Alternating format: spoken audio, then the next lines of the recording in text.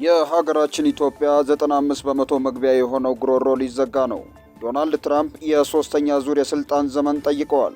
20 ግዙፍ የአየር መንገዶች በመካከለኛው ምስራቅ ጦርነት ምክንያት እስካሁን ወደ 53 ቢሊዮን ዶላር ማጣታቸው ተሰማ። ፕሬዝዳንት ትራምፕ ለኢራን የመጨረሻ ያሉትን የ2 ቀናት ማስጠንቀቂያ ሰጥተዋል።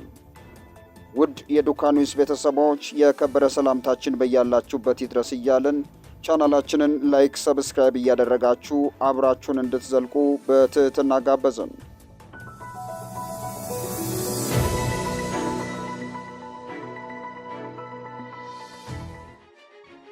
የሀገራችን ጉሮሮ ሊዘጋ ነው። የሀገራችን ኢትዮጵያ 95 በመቶ መግቢያ የሆነው በር ሊዘጋ ነው ተብሏል። አሜሪካ በስትራቴጂካዊና ወሳኝ በሆነው የኢራን የካርድ ደሴት ላይ ወታደራዊ ጥቃት ካደረሰች ኢራን በቀይ ባህር በባብ ኤል ማንዴብ ስትሬት ውስጥ የመርከብ ጭነት እንደምታስተጓጉል በግልጽ አሳውቃለች። ኢራን 90% ነዳጇን ለዓለም ገበያ የምታቀርበው በካርግ ደሴት ነው። ዶናልድ ትራምፕ ኢራን በወታደሮቻችን ላይ የምትተኩስ ከሆነ የካርግ ደሴትን እወስዳለሁ ብለዋል። በጦርነቱ ምክንያት የሆርሙዝ መስመር በመዘጋቱ 20% የሚሆነው የዓለም ነዳጅ ፍሰትን በማስተጓጎል ከፍተኛ የነዳጅ ዋጋ ጭማሪ እንዲሁም እጥረት እንዲከሰት ምክንያት ሆኗል። ኢራን ከአረብ ሀገራት ወደ አውሮፓና አፍሪካ ከፍተኛ ነዳጅ የሚተላለፍበትን የባብኤል ማንዴቭ ስትሬትን ኢላማ ካደረገች ታንከሮች በአፍሪካ ዙሪያ አቅጣጫቸውን ለመቀየር ይገደዳሉ። ይህም ተጨማሪ ወጪዎችን፣ መዘግየቶችንና የኢነርጂ ዋጋዎችን በከፍተኛ ሁኔታ ይጨምራል። በአጭሩ ሆርሙዝ አስቀድሞ በመዘጋቱ ባብኤል ማንዴብን ማጣት በጣም የከፋ ሁኔታ ይፈጥራል። የዓለም የኃይል አቅርቦት ሰንሰለቶችን በእጅጉ ያደቃል። ከፍተኛ የሆነ የነዳጅ ዋጋ ጭማሪ ይኖራል። ኢትዮጵያ የጅቡቲ ወደብን በመጠቀም ወደ ውጭ ኤክስፖርት እንዲሁም ወደ ሀገር ውስጥ ኢምፖርት የምታደርገው 95 በመቶ ይህንን የባብኤል ማንዴብ ሰርጥን በመጠቀም ስለሆነ ለሀገራችን ከባድ ዜና ሆኖ ተሰምቷል።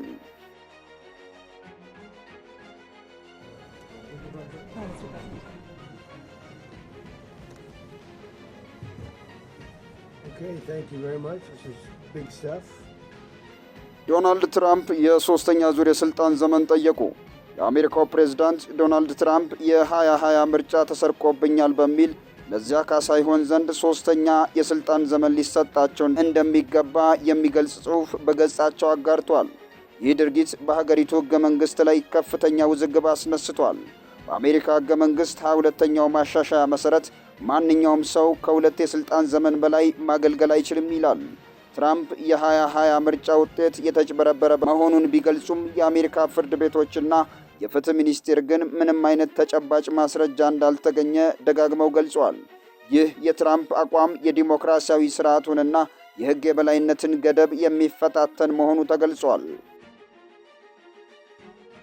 20 ግዙፍ የአየር መንገዶች በመካከለኛው ምስራቅ ጦርነት ምክንያት እስካሁን ወደ 53 ቢሊዮን ዶላር ማጣታቸው ተሰማ።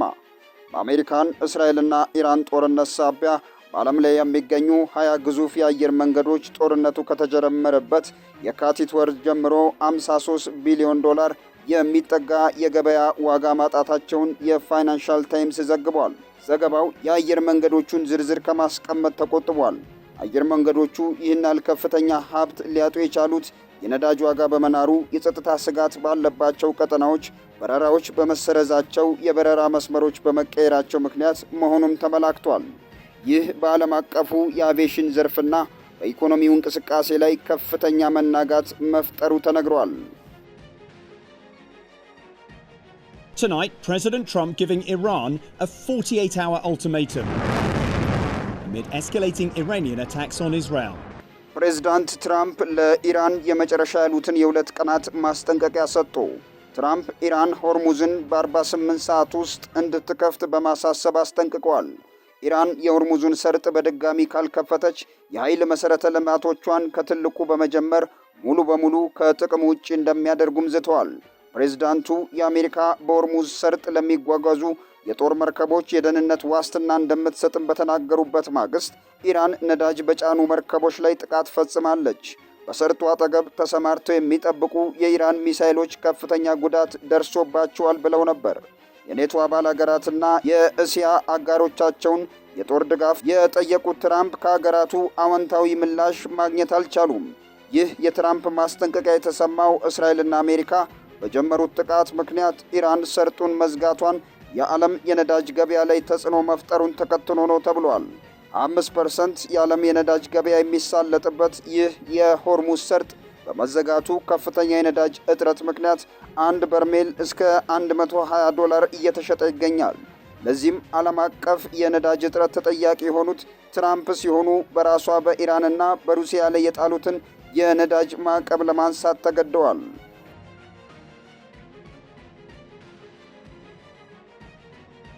በመጨረሻም ከነዳጅ ወደ ተፈጥሮ ጋዝ የከተማ አውቶቡሶች ሞተር ቀይረው የተፈጥሮ ጋዝ ሊጠቀሙ ነው ተብሏል።